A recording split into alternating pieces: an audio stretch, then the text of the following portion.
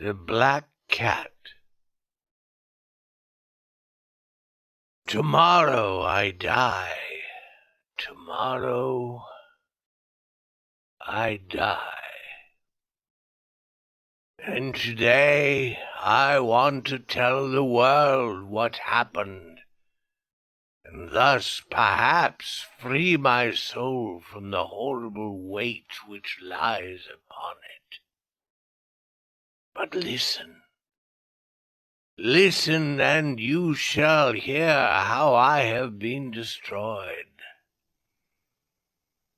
When I was a child, I had a natural goodness of soul which led me to love animals, all kinds of animals, but especially those animals we call pets, animals which have learned to live with men and share their homes with them.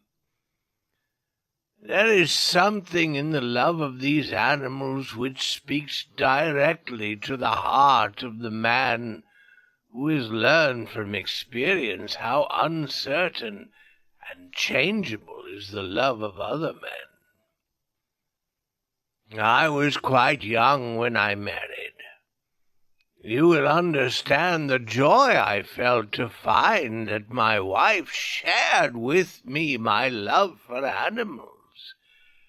Quickly she got for us several pets of the most likable kind.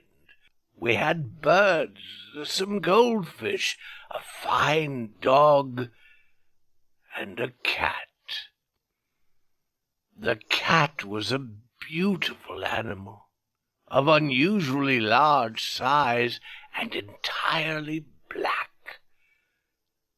I named the cat Pluto, and it was the pet I liked best. I alone fed it, and it followed me all around the house.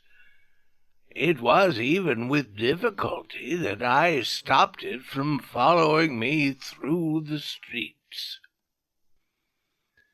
Our friendship lasted in this manner for several years, during which, however, my own character became greatly changed. I began to drink too much wine and other strong drinks. As the days passed, I became less loving in my manner. I became quick to anger. I forgot how to smile and laugh. My wife, yes, and my pets too, all except the cat, were made to feel the change in my character. One night I came home quite late from the inn where I now spent more and more time drinking.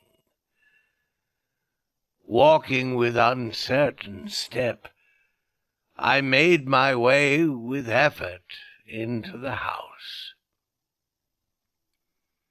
As I entered, I saw, or thought I saw, that Pluto the cat was trying to stay out of my way, to avoid me.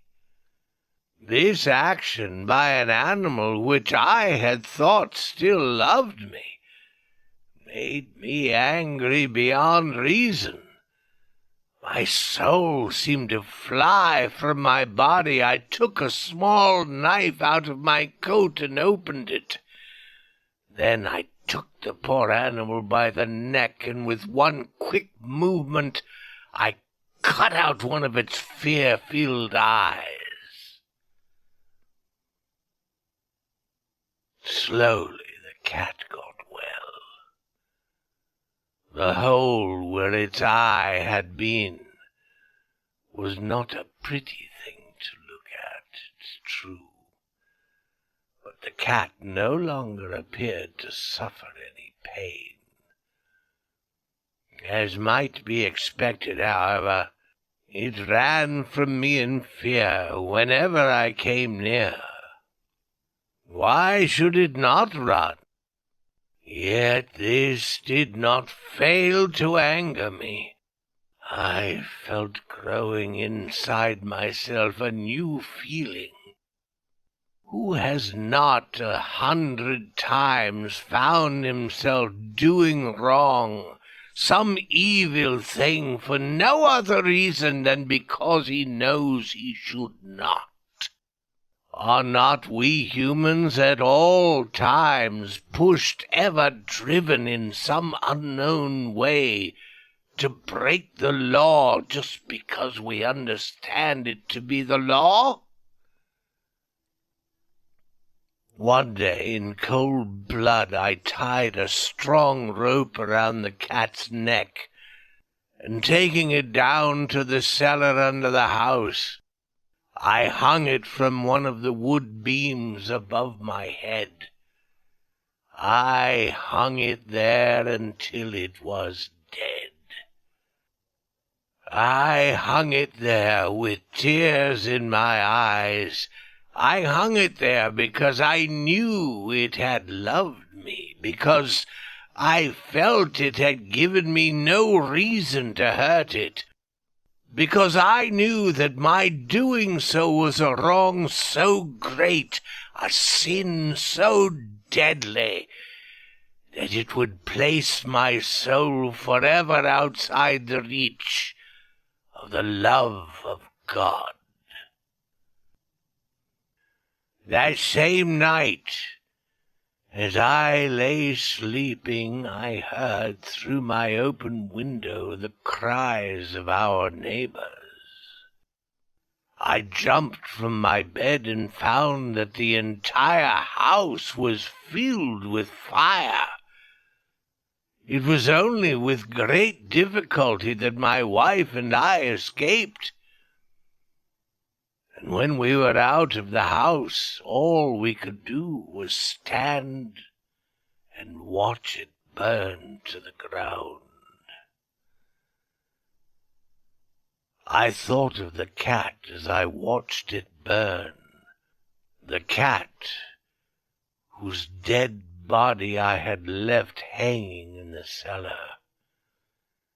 It seemed almost that the cat had, in some mysterious way, caused the house to burn, so that it could make me pay for my evil act, so that it could take revenge upon me.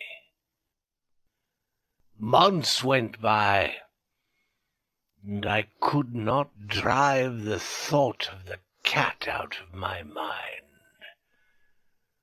One night I sat in the inn drinking as usual. In the corner I saw a dark object that I had not seen before. I went over to see what it could be. It was a cat. A cat almost exactly like Pluto. I touched it with my hand and petted it, passing my hand softly along its back. The cat rose and pushed its back against my hand. Suddenly, I realized that I wanted the cat. I offered to buy it from the innkeeper, but he claimed he had never seen the animal before. As I left the inn, it followed me, and I allowed it to do so. It soon became a pet of both my wife and myself. The morning after I brought it home, however, I discovered that this cat, like Pluto, had only one eye. How was it possible that I had not noticed this the night before? This fact only made my wife love the cat even more, but I myself found a feeling of dislike growing in me. My growing dislike of the animal only seemed to increase its love for me. It followed me everywhere, always. When I sat, it lay down under my chair. When I stood up, it got between my feet and nearly made me fall. Wherever I went, it was always there. At night I dreamed of it, and I began to hate that cat. One day my wife called to me from the cellar of the old building where we were now forced to live. As I went down the stairs, the cat, following me as always, ran under my feet and nearly threw me down. In sudden anger, I took a knife and struck wildly at the cat. Quickly my wife put out her hand and stopped my arm. This only increased my anger, and without thinking, I turned and put the knife's point deep into her heart, and she fell to the floor and died without a sound. I spent a few moments looking for the cat, but it was gone. And I had other things to do, for I knew I must do something with the body, and quickly. Suddenly I noted a place in the wall of the cellar, where stones had been added to the wall to cover an old fireplace which was no longer wanted. The walls were not very strongly built, and I found I could easily take down those stones. Behind them there was, as I knew there must be, a hole just big enough to hold the body.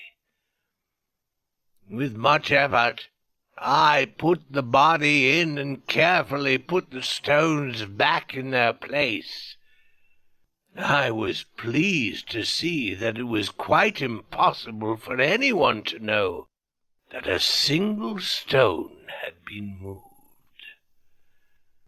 Days passed. Still there was no cat. A few people came and asked about my wife, but I answered them easily. Then one day several officers of the police came. Certain that they would find nothing, I asked them in and went with them as they searched. Finally they searched the cellar from end to end. I watched them quietly, and as I expected, they noticed nothing. But as they started up the stairs again, I felt myself driven by some unknown inner force to let them know, to make them know, that I had won the battle. The walls of this building, I said, are very strongly built. It is a fine old house. And as I spoke, I struck with my stick the very place in the wall behind which was the body of my wife. Immediately I felt a cold feeling up and down my back as we heard coming out of the wall itself a horrible cry. For one short moment the officers stood looking at each other. Then quickly they began to pick at the stones, and in a short time they saw before them the body of my wife, black with dried blood and smelling of decay. On the body's head, its one eye filled with fire, its wide open mouth the color of blood, sat the cat, crying out its revenge.